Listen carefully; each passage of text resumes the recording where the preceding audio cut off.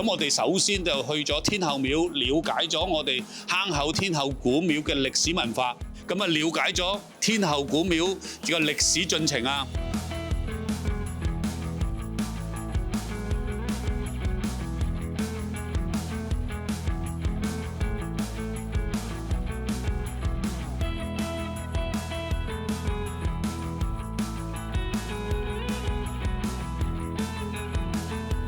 之後咧就由天后廟行上嚟鄉事會嘅同時咧，咁我哋都會經過幾條鄉村，都可以話俾同學仔聽，我哋舊時喺鄉村裏邊嘅風土人情啦，將軍澳嘅變遷，我哋啲鄉村點樣樣搬遷，跟住舊時填海造地嘅情況。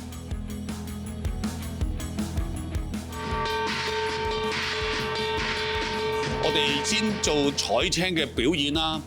有好多師傅好用心咁樣展示個彩青嘅動作，跟住我哋點樣平時參拜嘅一啲儀式，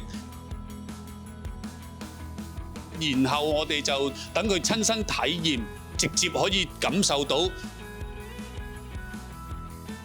其實我之前係冇接觸過舞麒麟呢樣嘢啦，今日都係我第一次去接觸到非遺啦。今次舞麒麟彩青嘅呢個活動亦都係一個好新奇嘅事物啦。佢舞嗰陣時就係話要比較迅速啦，咁佢嘅舞動其實都好需要佢嘅腿部力量，其實我覺得係好勁。頭先係有試過去舉起個麒麟頭啦，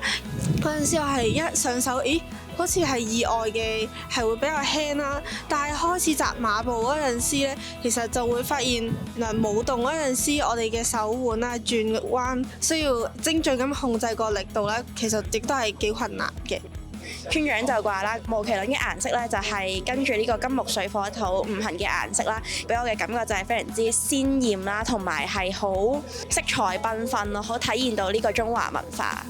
咁舞麒麟係需要有兩個人喺入面，一個負責揸頭，一個負責揸尾啦，亦都要有好多唔同人喺度負責準備呢個音樂啦。咁我覺得係好體現到呢個中國人團結精神嘅，因為呢個麒麟表演係需要好多人好多唔同方面嘅配合先可以完成到一個表演嘅。喺坑口嘅呢個鄉村呢度仲係會有呢個表演，咁我覺得佢係非常之值得傳承落去啦，因為都代表咗一個時代，同埋都代表咗一個文化啦。傳承落去可以俾到更加多嘅人去睇到。原來喺以前咧，我哋會有好多唔同嘅表演啦，去代表節日啦同埋節慶咯。今日嘅舞麒麟體驗咧，就俾我更加深刻地體會到，原來香港唔單止係發展得好迅速啦，亦都有保留翻唔同嘅傳統文化嘅。